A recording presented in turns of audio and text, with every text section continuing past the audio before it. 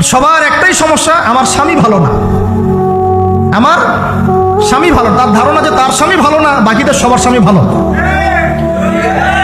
নবী সাল্লাল্লাহু আলাইহি ওয়াসাল্লামের সামনে যখন কোনো মেয়ে এভাবে র্যান্ডমলি স্বামীর নামে অপবাদ দিত, মিথ্যাচার করত বা অভিযোগ আরোপ করত, আল্লাহ নবী সাল্লাল্লাহু আলাইহি ওয়াসাল্লাম রাগ হতেন।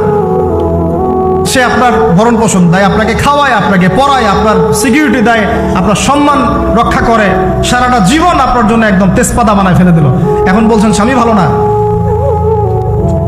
মেয়েদের দিনদার মেয়েদের মধ্যে যে পরিমাণ স্বামীর প্রতি অশ্রদ্ধা, অসম্মান আর কটুবাক্য, সম্মানহানি, গায়রতের খেলাফ কাজ করার যা দৃষ্টান্ত আমাদের সামনে আছে, আর বেদিনদের ব্যাপারে বলার তো আমার ভাষাই নাই।